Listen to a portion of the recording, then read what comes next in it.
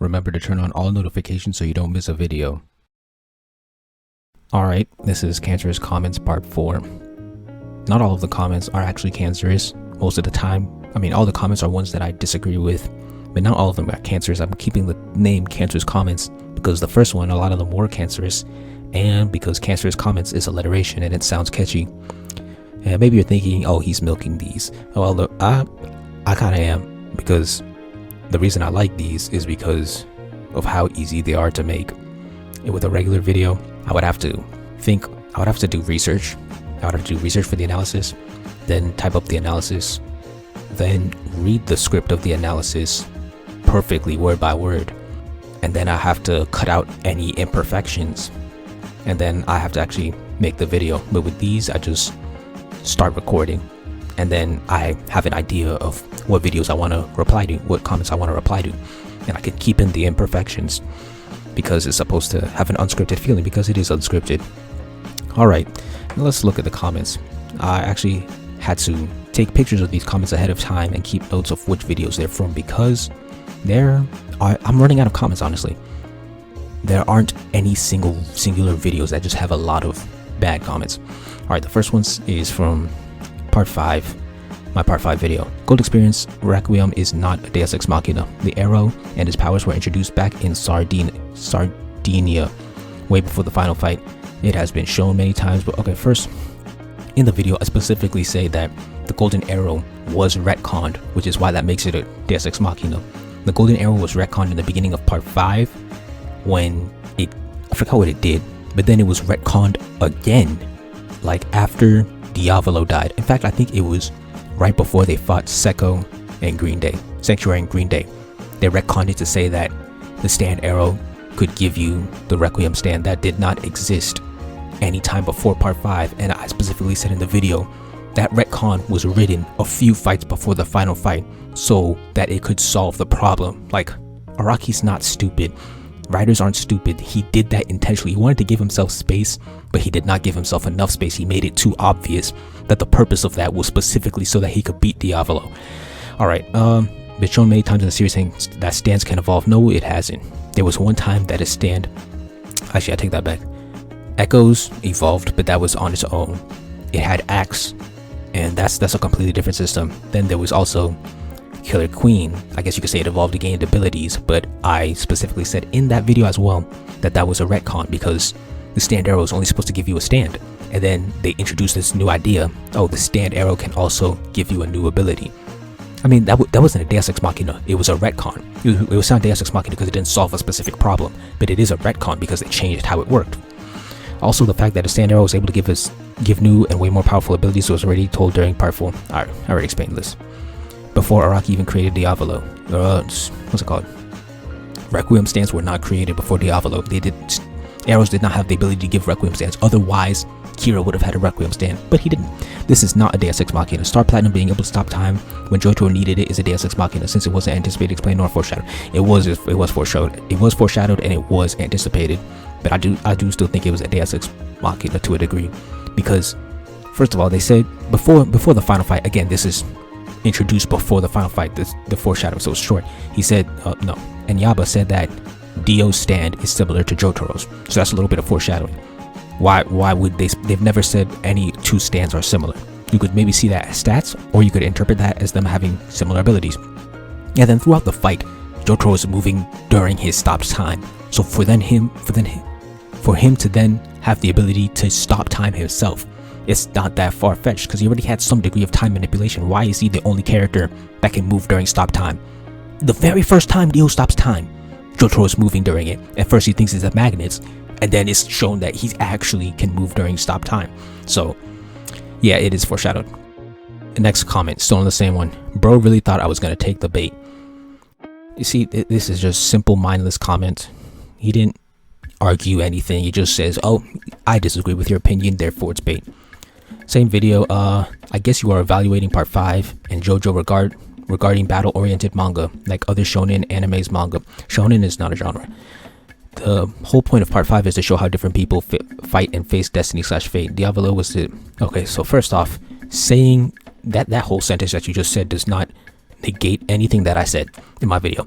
Diavolo was an incarnation of not accepting his own fate and his origins. He betrayed himself and okay. The gang, on the other hand, was bit. Okay, this guy's just talking about the themes. I'm reading it in my head. Okay, here. What GER does specifically does not matter. Yes, it does. It could shoot a power nuke and Diavolo kill him. Literally does not matter. My whole point is GER's abilities. Not only was the Requiem concept a retcon, but GER's abilities are overqualified, which is what makes it OP, which is what makes it feel even more like a worse Deus Ex Machina. Now, if you think about Diavolo's power and GR power, it makes sense that GR can nullify actions. Diavolo had the power to see his fate and avoid it. GR has the power to make sure that Diavolo faces whatever is coming towards. That's not what it does. His power reverts everything to zero. It reverses actions, and then it can also have someone in an infinite death loop that is overqualified for its ability. He is nullifying the moment of death, so Diavolo is constantly on the verge of dying, but he will never die. Okay, so you're saying that it has some kind of thematic relevance, but that doesn't negate anything I said. I really don't know why you guys are focusing so much on how OP it is. It does not matter. Yes, it does matter, because if a character is too powerful and they can solve everything easily, the story is not engaging. And then there's also the problem of the retcon. It does not affect the plot of other. It does affect the plot. Of other parts. It just ends there. That's not an excuse to make a bad ending. That's a bad argument. The whole battle led to that point. No, it didn't. Yes, it did. Actually, it did, because the battle sucked. The entire time they were either chasing Silver Chariot or the stand arrow. So I guess you could say it led to that point. Sure, GER could be less OP if Araki wanted, but the battle to get the arrow was the actual battle, and that battle sucked. I'm pretty sure I said that in the video too. The moment Giorno got the arrow, it was over. That doesn't change anything I said in the video. Again, Destiny and Fate are the main point of Part 5. Part 5 is not a battle-oriented manga in this. That's a lie. That's a lie right there. Every single JoJo part after, actually, 3, 4, 5, 6, 7, or 8 becomes 1. So all 1 is battle-oriented, 2 is, there aren't that many battles, but it's still battle-oriented. So you're just lying. Not every battle-oriented. It's not a battle-oriented manga in the sense that it needed to have a climactic ending. Well, I didn't say that the ending wasn't climactic. I just said it was poorly written. One Piece kind of needs to have an actual climactic ending. Part 5 does not. Why? That's such a dumb argument. And I never said Part 5 wasn't climactic. I just said it was poorly written. I don't know if you guys are open to discussion, but this is being debated for a long time now. I can recommend a couple videos down here. And this is where I'll talk about recommending videos. I really don't like when people do this. Like, if you want to use someone else's arguments, that's completely fine. Just paraphrase it in your own way. Integrate it into your own argument. Don't just send me to someone else. You're calling on your older brother to win a fight for you. Someone did this on Twitter one time. Someone else, they actually added someone else. They were losing the argument. They just added someone else, trying to get them to debate for them. Yeah, don't do that. Use your own arguments, or use their arguments and say it to me. Show that you've actually learned what you're talking about, and don't waste my time. This next one is also from the Part 5. GER isn't a Deus Ex Machina, though. That's the funny part. The Requiem arrow was shown to grant a person pierced by it whatever ability is needed at the time of the piercing. That's a lie. First of all, I think what you meant to say is a person who already has a stand. I think you're talking about Kira. But the Requiem arrow, I don't think there's a special Requiem arrow. I think they're all golden arrows. I don't know, I could be wrong about that, but that's not really relevant. When Chariot was pierced by the arrow, Polnareff was dying because he needed, okay. But how do you explain Kira? That's completely different. I feel like you're ignoring that right now. And either way, they're both retconned, and I already explained that before. Now with GER, what Giorno needed most at the time, you're just talking about. I can read it. At the time when he was pierced was to counter the time skip ability, instead of skipping the cause of the effect, like King Crimson, he deletes the effect from the cause. Also, I'd advise you to watch this video again. Recommending videos it may give you a better idea of what I'm talking about. Let's look at the link. Is it the same video? No, it's not. That's 3 different videos that have been recommended. I mean, he didn't address what I was talking about. Alright, number 5. This is from the Shonen vs. Seinen video. With all due respect, there is there is objectively better character design, world building, storyline, pacing, etc. that are tangible, non-subjective aspects that are part of every show that seinen does better. Alright, this person doesn't know how to use punctuation, so I'm gonna have to stop for them. That's a lie. There's no such thing as like objectively better things in story. I'm actually writing a script on that. Actually I have it finished. Vastly also has vastly more variety and versatility, as they are not limited with the constraint that shonen it. Actually, that's a lie. Seinen manga are usually limited by the worlds. I even said that in the video. They usually take place in the real world, so they are limited by that. And then, actually, I'm looking at stereotypical ones, because like the ones that I use in the examples. Because people think seinen is just like a mature manga that maybe takes place in the real world. People think shonen manga is like a battle manga that takes place in a fantasy world, but fantasy worlds have more variety because each person can have their own complete different fantasy world. And then on top of that, I think the themes in the stereotypical shonen manga are a lot more versatile, because the themes in stereotypical seinen, they have to be dark, they have to be edgy, not edgy, deep, quote unquote deep. So yeah, I don't know what we're talking about here. And then I don't know if he's talking about the incorrect view of shonen and seinen, or if he's talking about shonen and seinen in general, because I already said that they're not genres and they don't have any tropes. Anyway, and frankly, the fact you use Bleach and Naruto as your core example of masterpiece shonen while calling Vagabond average shows incredibly well what you enjoy and shows how little you care about high quality storytelling. Bro, this is the type of deep people I'm talking about, man. Vagabond is not that good. If you come up with a consistent way of grading stories that's very detailed, you can come up with better opinions, and that's what I've done. I came up with plot cycles, and I analyzed how you need a lot of plot cycles to keep the story entertaining, and Vagabond does not have that.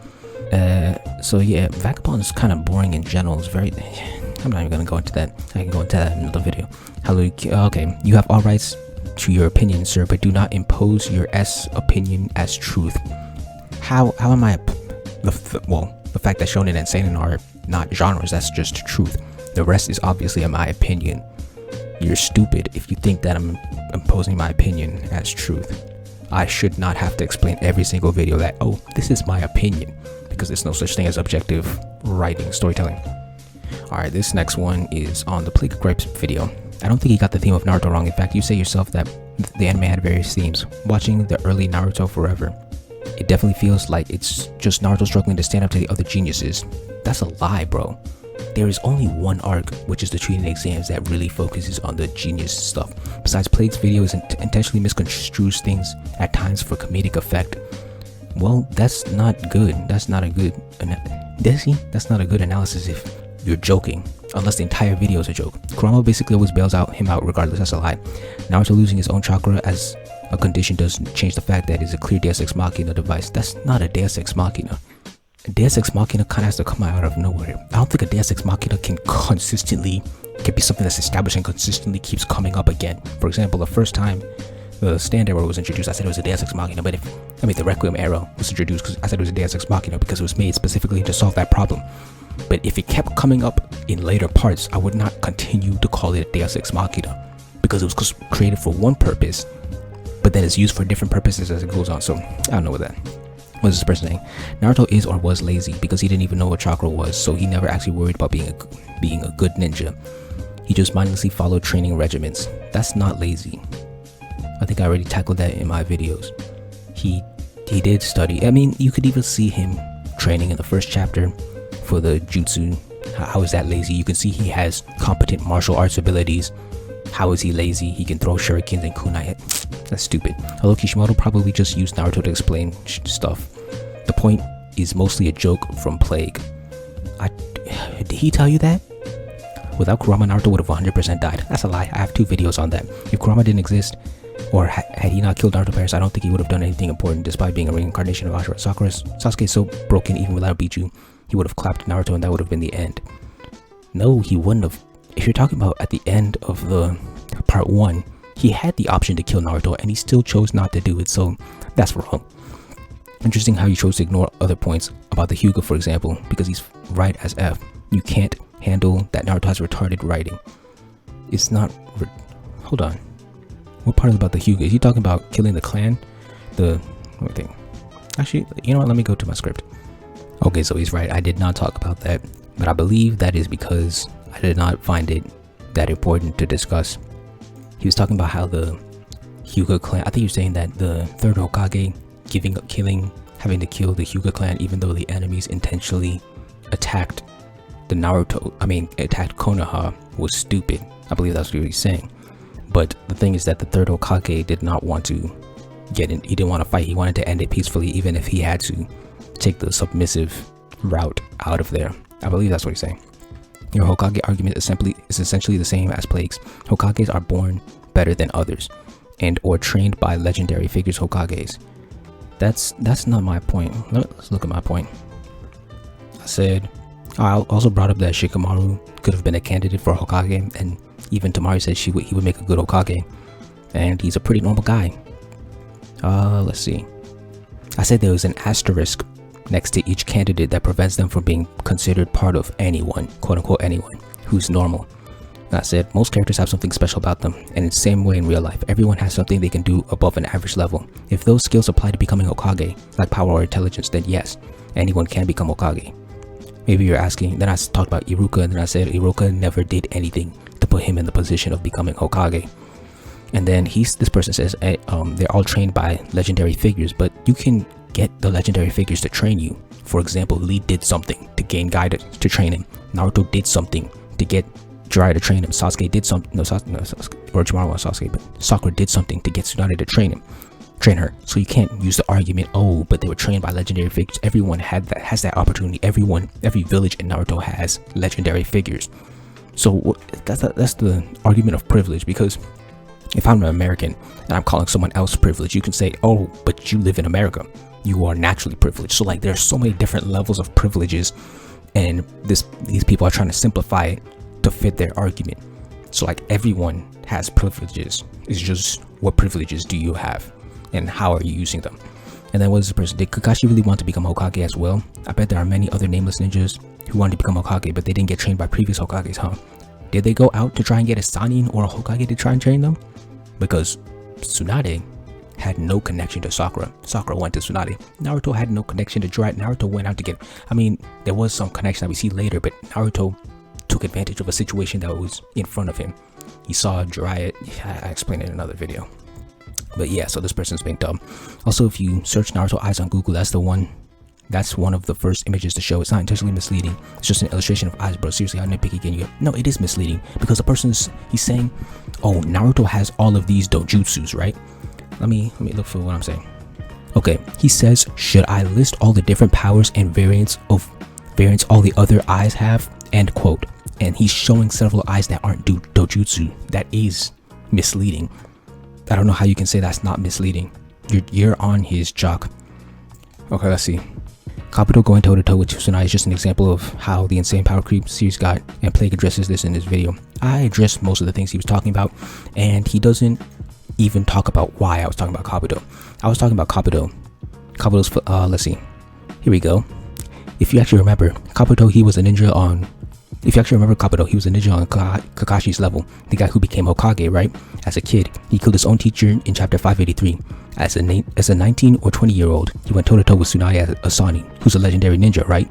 He got hit with a move that scrambles your brain functions, but in seconds was able to figure out how to move again and fight again. In 164, 4 chapters later, he gets hit with the full force of Rasengan, but survived because he was healing in place.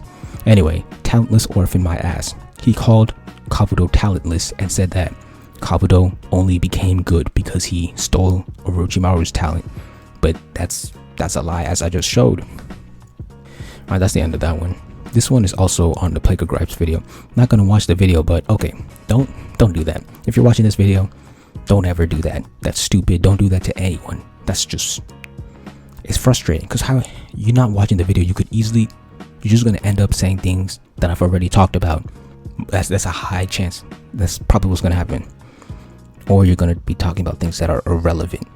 Alright, let's see. Not gonna watch the video, but we'll simply dump this here and expect a response.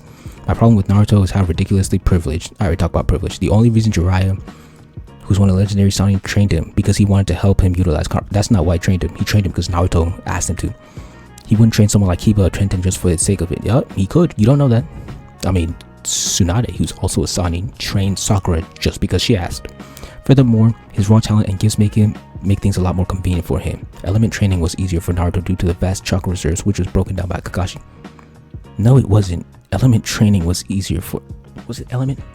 Element training was easier for him because he used his shadow clones intelligently. I've already talked about talent and gifts in other videos. It's like rooting for Rocky until you find out his entire lineage was of significance, but he's actually Hercules sent out from blah, blah, blah. That's not the same thing. Extra, watch a bit of the idea and starting segment is dumb. Everyone who was ever of significance was privileged and talented. And again, everyone has different levels of privileges. And unfortunately, Naruto is arguably the most privileged of them all. That's a lie. This man was born as an orphan. Okay. He was social outcast. His Nine Tails interrupts his chakra control. Come on now. Alright, this is on the Haki video. This is Black Cat Pirates. Alright, you are basically ignoring everything good about Haki and are only talking about the things you don't like. Your comparison of Haki to power levels was horrible because power levels aren't bad inherently. It depends on I don't think if it depends on their execution. I don't think power levels can be executed well.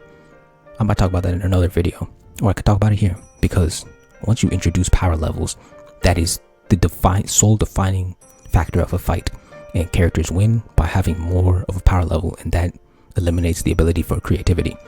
DBZ is a perfect example of how power levels can be badly executed. Now we'll be breaking down your arguments about the 3 types of armament haki. You are correct that the one with stronger haki wins, but you don't understand the fact that it's not that simple. Yeah, most of the time it is. For example, if a person A has weaker haki than person B, that doesn't mean that person B would win easily just because he has better haki. For the most part, it does. Person A can still win by using strategy like Luffy did against Cracker, or if he has a really good devil fruit.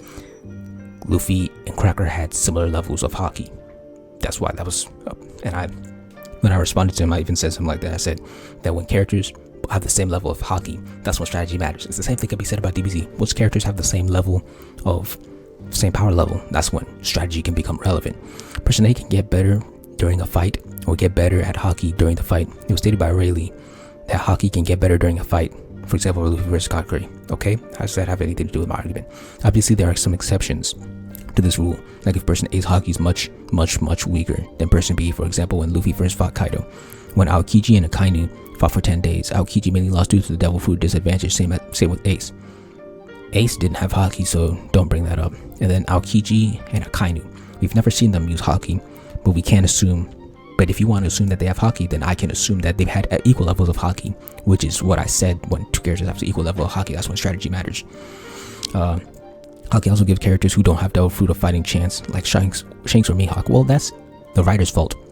They should have created more weaknesses for devil fruits so that regular fighters could have a chance. And Sea Stone exists, so he kind of already did something like that. So I don't know what that is. Your argument about lack of strategy aren't good either. One Piece fights were never super strategic like JoJo fights or Naruto fights. Okay, that doesn't mean that there aren't strategies. Luffy won most of his fights by punching harder. Okay, but I'm talking. There are high fights. There are moments of high strategy, and those are usually the best fights where Luffy is using strategy. There's Enel, and there's Crocodile. Those are the main 2 that I bring up. He has 2 different strategies. He has water and blood against Crocodile. Then he has lightning against Enel. And that's why those fights are so great. And so you're saying that because One Piece doesn't usually have great fights, it's okay for them to make their fights worse? You are correct that Luffy using water against Crocodile, and he countered Enel by getting lucky that he's rubber. But how do you expect him to beat someone like Smoker or even Aokiji? I expect them to write good weaknesses. That's what I'm saying. You need to write better weaknesses.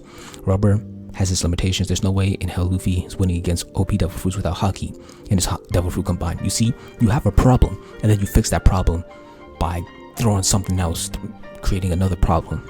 It's like let me think. It's like you're painting. Nah, I don't have a good example. I was gonna say you're painting and then you make a mistake and then you try to just paint over it instead of starting over or fixing the paint. I don't know. Alright, let's use a coding example. It's like you're coding and you have a problem. And instead of deleting that code or changing that code to work, you try to write more code on top of it to fix those problems. Try and decrease those problems. So yeah, that's not a good argument. Another good thing about haki is it also works so well combined with devil fruits. Look at the gears. Luffy would never be as strong as he is without devil fruit and haki combined. Okay, that's a bad argument because if you remove haki, there is no noticeable difference. You could say, oh, the strength is different. You only know there's a strength difference because the characters tell you that.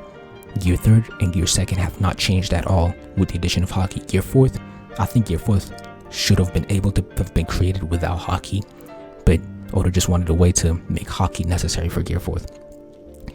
Let's see. You said that Luffy, and then making a character strong does not make them good. Limits matter more than what you're able to do, or limits matter more than strength. That's what makes a powers more interesting and more creative. You said that Luffy would be able to beat Enel with haki if he had haki back then. I'm going to say probably not, because Luffy wouldn't be as strong as he is without his devil fruit. He wouldn't have the range or the counter the lightning if he didn't have devil fruit. What are you saying? If he had the haki that he has right now, he could have used Conqueror's haki to maybe weaken him or just knock him out, and he could have used armament haki to make his hits hit harder, and he could have used observation haki to dodge all of the attacks. What are you talking about? The issue here is you have to go into speculation about how strong Luffy would be without his devil fruit and things like some. I don't want to speculate about this anymore. Okay, observation haki. This isn't as easy to talk about as armament haki because not everyone has the same type of observation haki, but there is a basic type. Some people have different types of advanced observation haki. For example, Fujitora Katakuri.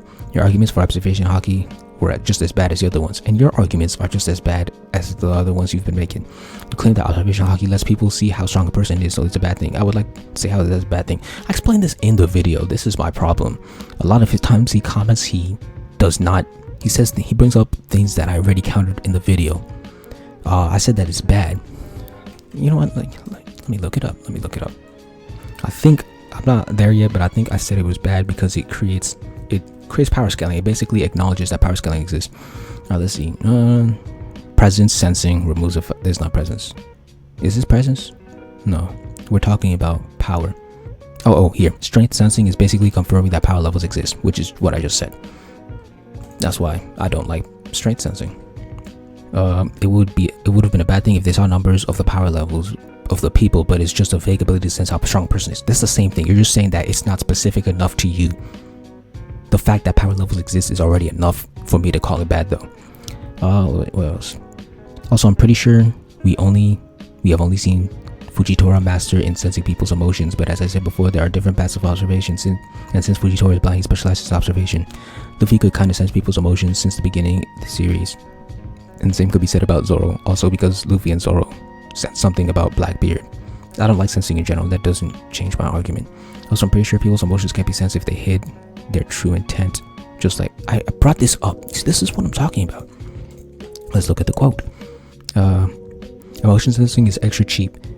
Is an extra cheap ability that is just unnecessary. It can allow a character to cheat in a conversation that would otherwise create interesting complexities. But if the liar has an even better observation haki, they can hide their emotions. Once again, power levels. That's what I said. It's in the video. Negative emotions, since he is good at observation haki, but he was able to see a little bit into the future in the whole cake during the wedding. Was he? Also, it seems like observation haki can be awakened like the Trigon when someone suffers a lot of trauma, like Kobe, or it can be achieved from birth like how Koni's from Skype. Okay, how does that have to do with anything I said?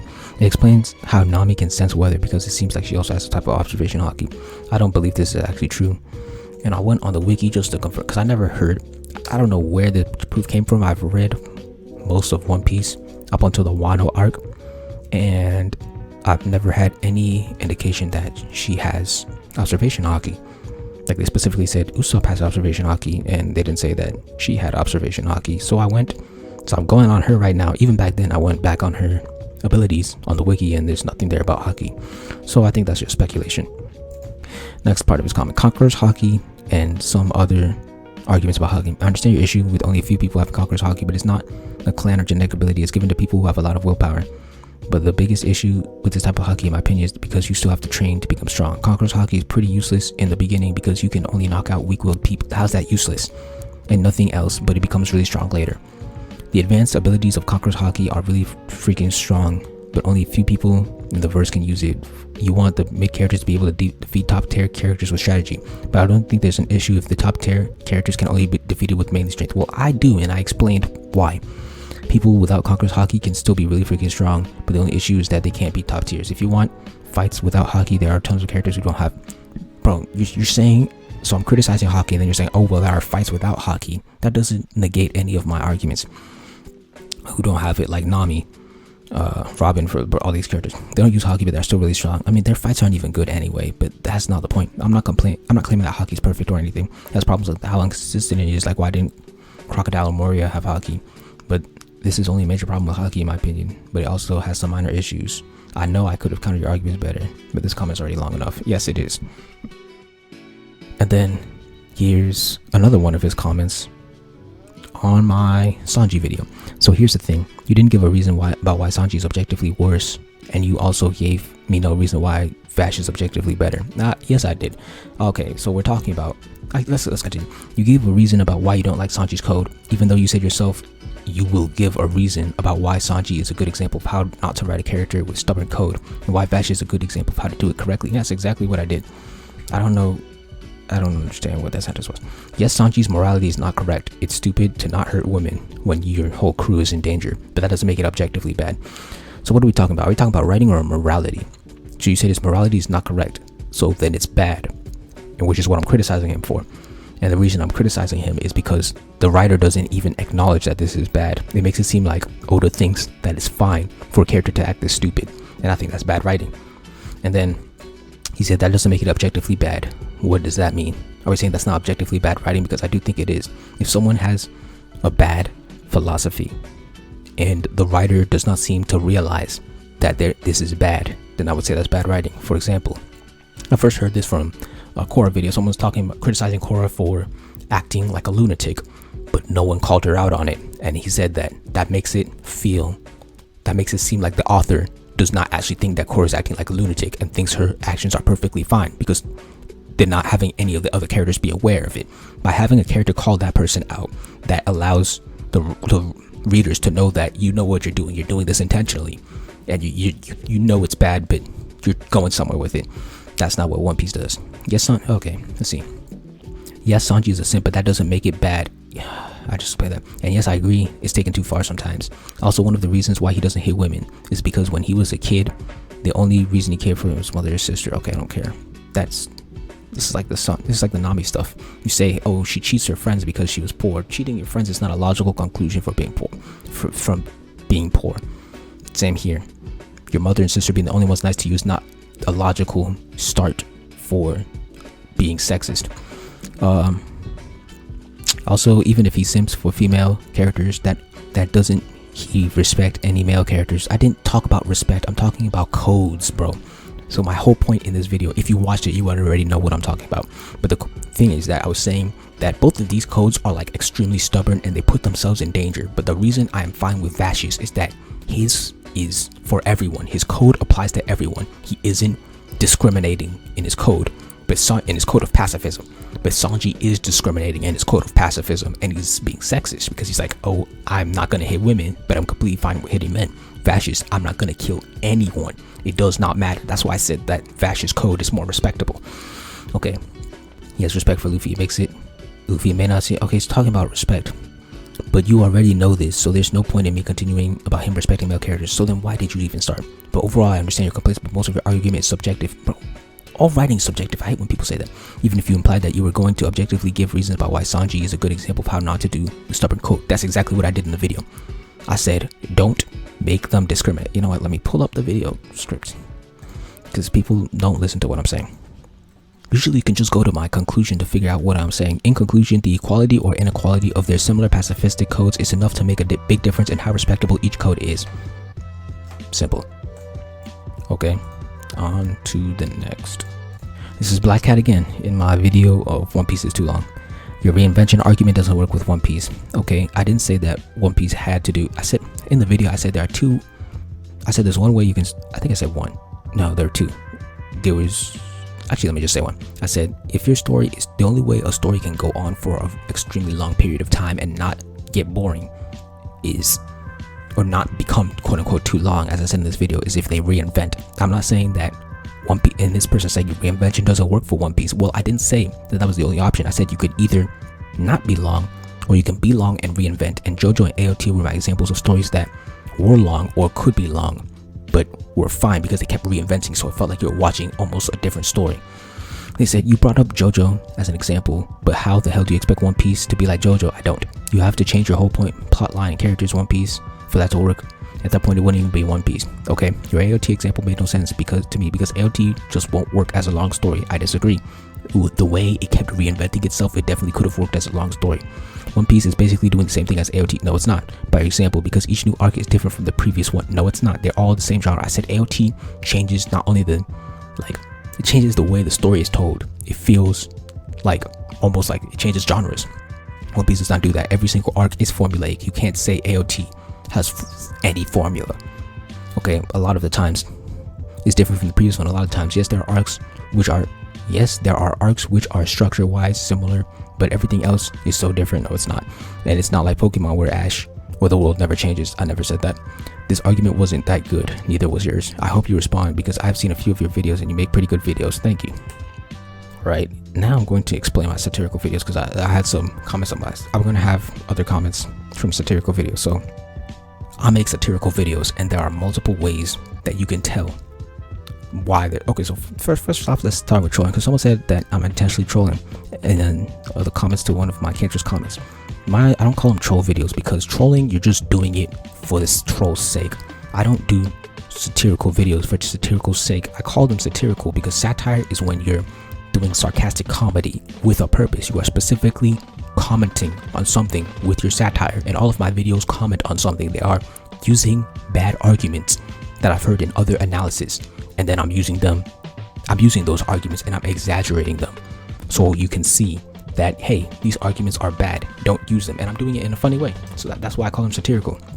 So this one video, and okay, there are multiple ways you could have known this. First, there's an analysis. If you watch enough of my videos, you should be aware of my analysis style. So when I start using all these bad arguments, you should be aware that this is not me. I'm acting strange. Then the next one is that there were thumbnails at the time. I had green backgrounds for those thumbnails and blue backgrounds for my regular thumbnails.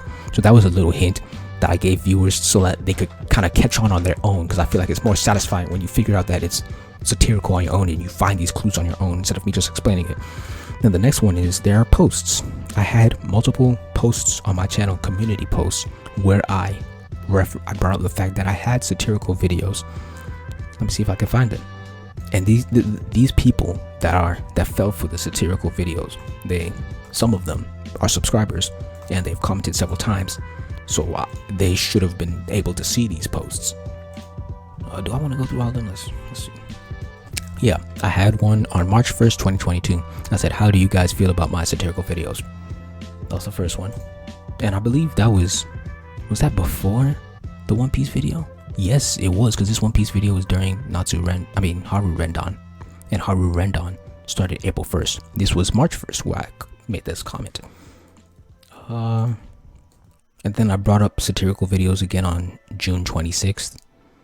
I said that it's not obvious which videos are satire anymore because I changed them. And then I made another one on 20. Alright, but there was one before where I specifically said, how do you guys feel about my satirical videos? And it was specifically, I believe, after I made a wave of satirical videos. Let's see. So I said it was March 1st. That's when I gained the ability. Yeah, the wave of satirical videos happened December of 2021. There was just back to back satirical videos. So if you weren't able to connect the fact that these were satirical, I feel like that's kind of on you. And then the last one is playlists. I have a playlist titled Satirical Playlist, and I'm pretty sure I made a post about it one time. So like there are 4 levels of research you could have done to learn that these were satirical. So I'm kind of disappointed when people don't realize that. The first one is by Havocbringer. He was a frequent commenter and subscriber, even commented recently. Shout out to him. He said this was on the One Piece is canceled video. So let me explain the video first in case you haven't seen it. In that video, I basically use bad arguments that I got inspired by Super High Patch Wolf. I don't hate him. I just think that I just call out bad arguments when I see them. And Super High Patch Wolf, he would have a negative opinion, like let's say One Piece is bad, and then he would look at the statistics, and then when he'd see the statistics falling down, he would say, oh, that's because of my negative opinion. And that's what I did in this video, and I thought it was very funny. And I thought there were several hints that I was trolling. I said Hody Jones was the best video. I said Shirahoshi, the fans loved Shirahoshi. Like, that's objectively a lie. Let's go on. So you think a whole Japanese audience shares your thoughts about One Piece? You think thousands upon thousands of readers will notice the same things and have the same impressions? And you think the most successful manga of all time is getting canceled? So the first 2 questions, like, I feel like He should have realized his trolling. You see how ridiculous those two comments sound? He's right. What I'm saying is ridiculous, but it's intentionally ridiculous. I felt like he should have been able to realize that. And do you think the most successful manga of all time is getting canceled? Do you really think Jump can afford to cancel One Piece with the lack of highly successful new series, knowing that current series are already moving towards their end? Do you really think One Piece will end next year? No, I don't. That was satirical, and it was making fun of certain types of videos and certain arguments. The next one, again, from a commenter that was frequent and a subscriber, publicly subscribed, both of these, says, it's Moody Jr., shout out to him. One Piece canceled? You know it's about to overtake Batman and Superman selling comics. It's starting to get worldwide love and a lot more now, and it's like a national treasure to Japan. It's not getting canceled anytime soon. Oh, I did not save the full comment. Let me find it. Let's see. Fishman Island really got most of its views because it was when the crew came back from time skip and their first fight in the new world. And to be honest, it was really underwhelming compared to the fight after it. Your take on Haki is horribly bad. Alright, then counter it. And Zoro, the best character in the series, that's a disservice to One Piece and its great character. I love Zoro, but even I know he underdeveloped compared to other characters like Luffy and Sanji. What? Zoro is by far the coolest character, but not even close to the best. I mean, we can agree to disagree, but if you actually want to analyze that, I feel like a lot of the reason I think he's the best character comes from his character. He has everything. I mean, there are some things that I didn't mention in my What Makes a Good Character video. For example, like I think character designs also play a role in how I perceive a character and how well they are, but that doesn't apply to writing. You can't write a character design, which is why I didn't bring it up. But yeah, I disagree. I still think Zoro is the best even with his actions because he has a lot of iconic actions. He has the time that he sacrificed himself for Luffy. He has the time where he said, if you accept Usopp back into the crew, you don't deserve to be leader. He keeps Luffy in check. He keeps Luffy in check a lot of the times. He has a lot of iconic scenes, bro. He's great.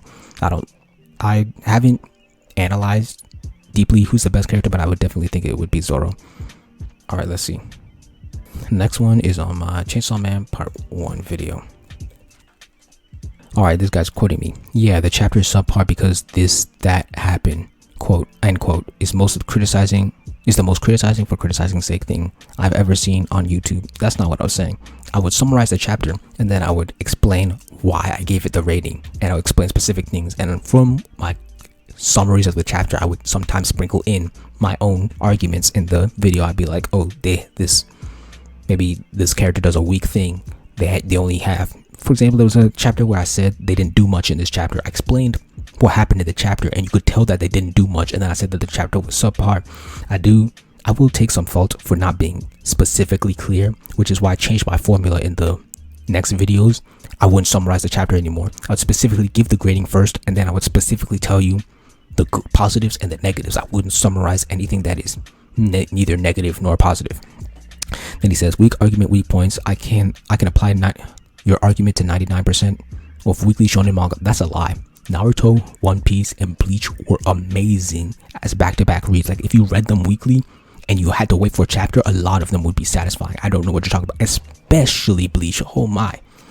Okay, this guy is really mad that Chainsaw Man is getting more popular than his favorite manga that he made 2 videos just to crap on it. No, Chainsaw Man is not more popular than my favorite manga. I don't even know what my favorite manga is, but my favorite anime is Oremo, and people love Oremo more than Chainsaw Man. This one is on the same video.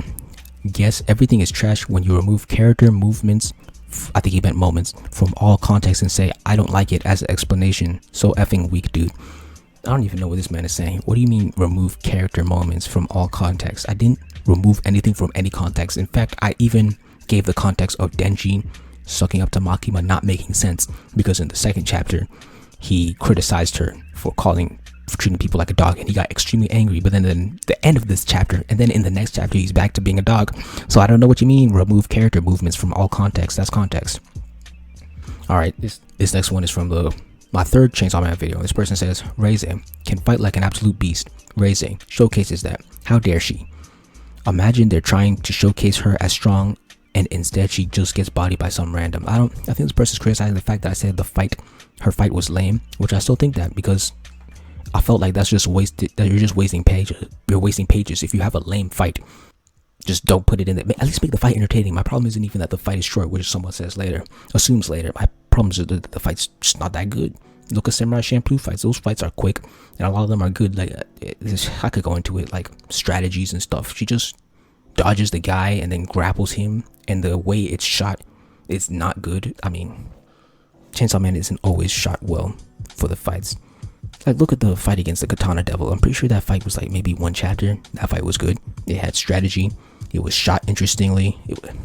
Whatever. All right. This is the same one. He says at 2 minutes 8 seconds, bro, did you want a 5-chapter fight between the knife guy and Reize? Again, my problem is not the length. My problem is how good it was. How good was the martial arts? How good was the strategy? How good was the art? Things like that. So yeah. And then this is on a different video. No, it's on the same video. Same guy. Bro, have you never heard of implicit writing, or does everything have to be converted through dialogue? I don't like this comment because you're using, I think I replied that, you're using implicit writing as an excuse for bad writing. Because when you say implicit writing, you can basically excuse everything. Anytime something is vague, you can come away with your own positive interpretation. And that's what I was criticizing Blue Lock fans for doing in the first Cancerous Comments. Yeah. Okay. This one is in my CSM reincarnation short, the one that was a troll. You see, I put full in description in the title immediately, and the full was in the description. So these people had the opportunity to look at this 15-second short and then click the full video if they wanted to. I think I put it in the comments as well. Let me find out and figure out the full context of what I'm talking about. And then again, like with satirical videos, I feel like what I was saying was intentionally ridiculous. I think it was so obviously ridiculous that I feel like you kind of had to be crazy or kind of dumb to believe what I'm saying. Or gullible. Let's say gullible. I don't want to say dumb. That's disrespectful. Let's see. I pinned it 3 weeks ago. When did I make this video? I made it on July 12th. No, I only pinned it recently, but it was always in the description. And if you don't know how to check the description, I mean, you can look that up. That's why I started pinning it, because I'm like, maybe some people don't know how to check the description. Maybe they're not tech savvy. But in the video, it's obviously a troll. So I made this video where I said a lot of funny things about Chainsaw Man. I made funny Chainsaw Man predictions. And it had no, part 2 wasn't out. So then I saw part 2 come out, and I saw this character that sort of looked like Aki. She had black hair. And then I was like, you know what? Wouldn't it be funny if I said that I was right about this prediction, and I put images of her on screen while I'm saying the prediction of Aki coming back to life? It was a perfect setup. And then this person says, I like how this one person comes back to dead, and this guy's like, everyone's coming back from the dead. I only said one person came back from the dead, and not one person came back from the dead. In fact, Makima came back from the dead, and Power came back from the dead as well. And then Makima also revived a bunch of people when the Gun Devil came back, like Reize. So I don't know what you're talking about. And this person, y'all need to hang out, y'all need to socialize with people so you can understand what sarcasm is. Because I don't understand how some of these people do not grasp that this is sarcasm. I don't know, maybe I'm tripping, or maybe these people are tripping. Then there's another comment, speed readers be like, very creative, very creative. Legit the dumbest theory I've heard. Very creative. That's not even creative. It's, again, these people don't watch the full video. All of these comments on this one page are about people who did not watch the full video and just immediately went to dissing me before understanding that it's sarcasm. Then this person says, keep coping. I'm not coping, although Aki was a great character. Okay, this one is on my video where I said I apologize about dissing it's funny. Go watch the video. It has sorry in the title. It's Chainsaw Man. I was wrong about Chainsaw Man. That's what it's called. This person, Vlado Kingsley, says, it's because you binged Chainsaw Man in one day and you complain about pacing Lamau. Again, just like I said in part 2, I said that people always try and say that I binged it, which is why I didn't like it. Bro, they all like NPCs. They're all synonyms. Or did I say homonyms? They all sound the same. That's a homonym. And then he said, now that you're waiting bi-weekly, you're actually feeling the pacing. This person did not listen to the video because this person is assuming that I did not like Chainsaw Man 1 and now I'm enjoying Chainsaw Man 2 because I'm reading it as it came out. In this video, I never said that Chainsaw Man 1 was good. I said that Chainsaw Man Part 2, I was enjoying it, but I never said that I changed my mind about Part 1. But this person is just assuming that they're trying to legitimize me disliking it in a way that makes me look negative. They're like, oh, he read Chainsaw Man 1 in one sitting. That's why he dislikes it. He's reading Chainsaw Man 2 bi-weekly. That's why he likes. That's not why. I gave specific reasons. I said they're taking time. One of the Chainsaw Man's biggest weaknesses was his lack of ability to set up. And Chainsaw Man 2 has been almost entirely set up to the recent chapter. This one is on my Hunter x Hunter troll video. This person says, it was called Every Hunter x Hunter Video. Okay, this is why I say people need to socialize or watch other videos, because there is like a genre of videos where it's like every blank, like every high school or every this, and basically they would mock stereotypes of whatever they're talking about, and usually in an exaggerated way. And that's exactly what I did in the Hunter x Hunter video. I took arguments that I have heard Hunter x Hunter fans use and I exaggerated it to show how dumb it was, which is what I usually do with my satire videos. Except this one, I was specifically targeting all Hunter x Hunter arguments, and I feel like the exaggeration was very clear because I said argument 0 and argument 1. Come on now. Maybe that's not a big enough hint, but what about the time where I said, get this, they take the tournament and they flip it on its head? Crazy, right? Like I had a whole pause there. That was, maybe this person thought I was actually No, they couldn't have. I don't know. Maybe this person thought I was mocking real arguments and that I wasn't exaggerating it, but I feel like I was clearly exaggerating. This person says, as a major Hunter x Hunter fan, almost no analysis channel genuinely makes these arguments. I'm surprised by how much was generalized in this video to promote a stance that so few actually believe. It was exaggerated. It was hyperbolic. Yes, people believe that Hunter x Hunter is a deconstruction and that makes it better. And I forgot what the other argument was. And then I said that Hunter x Hunter doesn't end, and that's what makes it great. Like, come on, bro. Come on. You really think that's an actual argument? What was the other one? I said deconstruction. I kept base boosting every time I said deconstruction in shonen genre. Let's see. I said it deconstructs the idea of consistency. I feel like this person did not understand that I was taking the role of an exaggerated Hunter x Hunter fan and making fun of how bad the arguments are in general. Okay, this next one is on my shooting exams GOAT video. Black Cat Pirates again. You still haven't told me why it's one of the best arcs in manga/anime, because majority of this video is just exposition. What does that even mean? Exposition is in a story. Exposition is when they explain stuff. Let's look up the definition of exposition just to make sure. Exposition, a comprehensive description or explanation of an idea or theory. Wait, then aren't all video essays exposition? A large public exhibition of trade goods. What?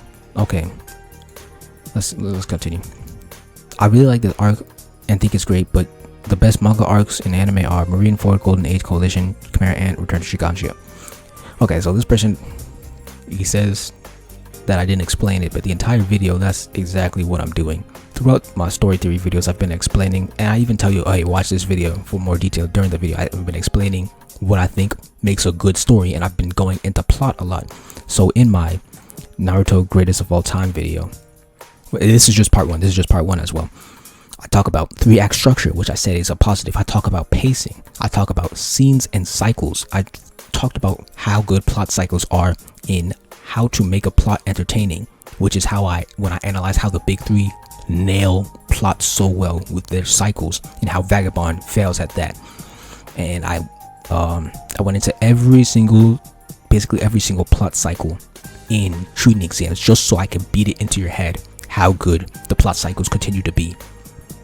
And then I go into story beats and I talk about 2 specific scenes that had amazing thrilling rides, like roller coaster rides of stories, because of how the story beats kept switching between negative to positive in an extremely short amount of time.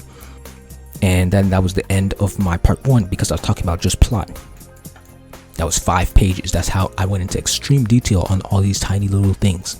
But if you're unable to recognize that all of these small things actually matter and make a story great, then that's not my problem.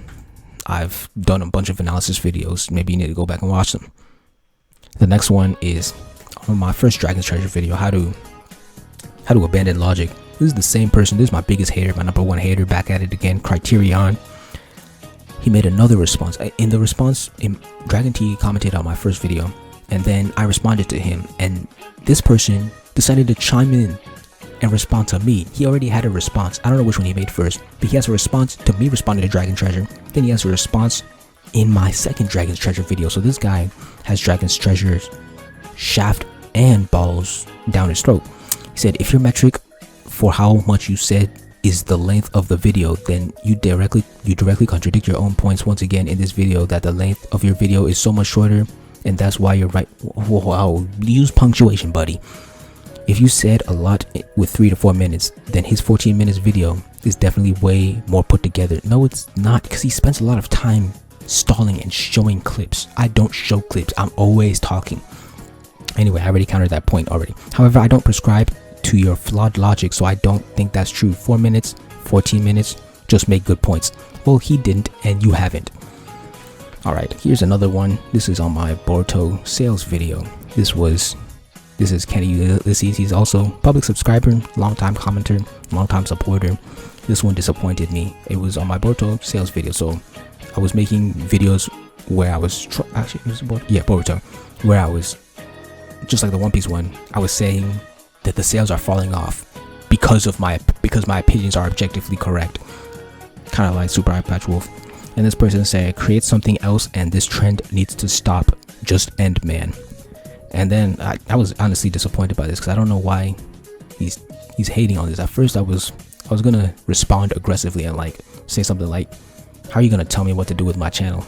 But then I'm like, that's not me. I gotta say these things nicely, and I appreciate the fact that he's been subscribed for so long, so I wanted to say it in a very polite manner, because that's how I am. And I said, don't hate, appreciate. I made like a little joke. I don't understand why he told me to stop. If you don't like the videos, that's fine. Just say that you don't like the videos, but don't tell me to stop making these videos simply because you don't like them. I think that's kind of self-centered and disrespectful. And like, I have 3 videos. I have One Piece, Boruto, Fairy Tail. So out of 300 plus videos, there are 3 videos that are this type of trend, and he said this trend needs to stop. I don't understand that. That's 1%, less than 1%. This next one is on my Sakura is good video. This person says, if Kakashi, Shikamaru, Jiraiya, Hinata, Itachi, Minato, Rock Lee, Neji, Asuma, Gai, Orochimaru, Kabuto, Tsunade, Madara, I'm spelling these names wrong, Hashirama, Hiruzen, Danzo, Pain, and Obito are better characters than Sakura, our protagonist, and she's not a good character. That's a bad argument. Because even if you're looking at your own taste, just because a character you deem a side character better than one of the main characters, that does not mean that that character should not be a main character. That's a dumb argument, because you could connect to other characters. It's like saying that every single character that is a supporting character has to be worse written than the main characters, or every single main character has to be better written than all the supporting characters. That's just not true. Especially if someone has to make a video detailing every nice thing Sakura did or say to Naruto to make us believe she's a good character. I had to do this because people don't pay attention. That's not my fault. People will pay attention for Nami. They'll come up with all kinds of arguments for why she's good, but like, people don't want to pay attention for Sakura. She takes more time to analyze, I believe. I believe she's not. I mean, maybe some people can immediately recognize the quality in her, but I had to become a better analyst to really understand it. And I had to get out of the echo chamber, or the general opinions that everyone says. What's the word? I had to get away from the homonyms, the brainwashing. There we go. Because people brainwash you, and they keep repeating these opinions, and eventually you just kind of believe their fact. This is on the same video. 1 minute 24 seconds. Okay, yeah, I agree. Light didn't have any sad backstory that explains why he's evil, but at least he is treated as the villain. How does that make sense? However, with Sakura, that's not the case. She has no backstory, no motives, no compelling arc, and no character depth. She still chases Sasuke even though he tried to kill her. I've explained that. Have I? Maybe I will one day. Shikamaru doesn't have any goals, but he has character depth. Define that. And he maybe doesn't have goals, but he still struggles. What does that mean? Sakura struggles more than either of them.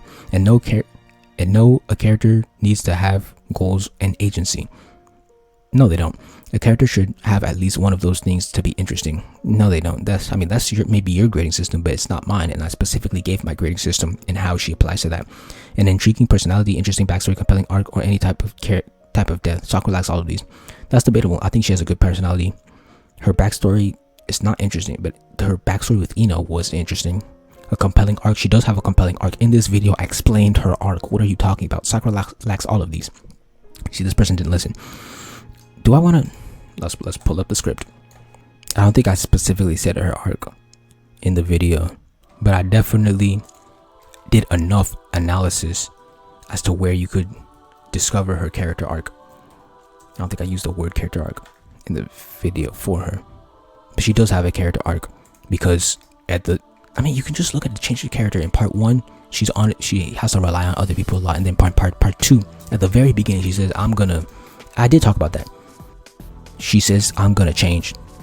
In part 2, she makes good on her promises. Not only is she a skilled combatant, and this is after she criticizes herself for just crying and putting all the weight onto Naruto. Is that not a character arc? A character arc is when you change as a character throughout the story. She changes. She makes a giant change. She never just, she does cry out for Naruto that one time against pain, but she was doing stuff on her own. She was healing. But anyway, she makes a conscious change to become more proactive instead of relying on other people, and she does that throughout part 1. Throughout part 2. And she even does that in the scene that most people criticize, where she lied to Naruto. She was being proactive. She was doing her own thing, her own way. You may not like it, but she was making a change. That was part of her change. She was trying to do her best, and that's what I respect. Even though her best was wrong, that's part of her story, that she was kind of misguided in what she was trying to do, or at least what she wanted to do, like using deceit and all that and killing. That does not go with the theme of the story. And then this person, after applying to other people, said, well, I watched the video, well, so I don't need to. He's talking about rewatch Naruto. Someone told me to rewatch Naruto. I clicked that video, want logical good reason to why Sakura is a good character, and I didn't find these good reason. Good writing doesn't work like that. No, you didn't want to find a logical reason. You already had it in your head that Sakura was not a good character. You didn't want to actually find a reason for why she was. Otherwise, you did find it, and then you disagreed with it, because you weren't looking for a good reason. We all have our own different grading systems. If she's not a good character in your grading system, which she clearly isn't, then why were you looking for a logical reason? I don't understand that. You say logical, but my reason is logical. It just doesn't line up with yours. So you weren't looking for a logical reason. You were just looking for someone to argue with. That's what I think. Because you clearly have your own grading system. And then when I tell you that your grading system is just your grading system, where that's wrong, you disagree with me and you're like, no, this must be done this way. So then why were you looking? So if you already knew in your head, in your opinion, that it was logical that she was a bad character, and you don't want anyone else's logic, why are you looking for another video to change your mind? That doesn't make sense. And then this one is in my same video. None of the female characters in Naruto are well written except for arguably Tsunade, Temari, and Chiyo. And even then, Tsunade has a few issues of her own. Temari wasn't shown enough to be expanded upon more, aka possibly ruined, and Chiyo died before she could also possibly be ruined. This person's a pessimist. But what are you talking about? You just said that there are no good characters. You didn't give your grading criteria, because if we got your grading criteria, which we do later, we either find out that your criteria is childish and poor and irrational, or that she actually fits into your grading criteria of a good character and you just never noticed it. And then it talks about simps. Like, simps is one of this person's main ways of grading a character. That's childish. That's dumb. Cancerous. All right. Is this one on the? This was on the same video. If her purpose is to make Sasuke and if her purpose is to make Sakura and Sasuke interact, it's Naruto and Sasuke, then she shouldn't be a main character. That's not a good argument. And then this person, Commander Rex, says yawn on my Sakura video. Just types yawn. That's cancerous, bro. If you're gonna type something, at least try and further the argument. Don't just put this dumb stuff. And then my last video, the same person, Commander Rex, on my video on Shonen Women, this person asks, what is the sales like for your manga? Bro, mind your own business. How you gonna disrespect me in another one and then ask me what my sales are like? That's like asking how much a person makes. I'm not telling you that. And that's completely unrelated to the video too. I feel like this person was trying to discredit my opinion because of my manga sales. Yeah, that's the end of this one. I'm running out of comments, so I might either shorten these videos or they will take longer. There'll be longer breaks in between them.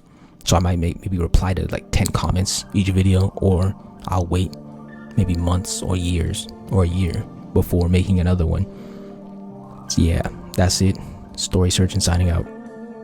Also, now none of you can say that I can't take criticism, because here I am taking criticism. I'm actually reading through the criticism and responding to it in a mature fashion. So yeah, now I'm actually out. Thank you for watching.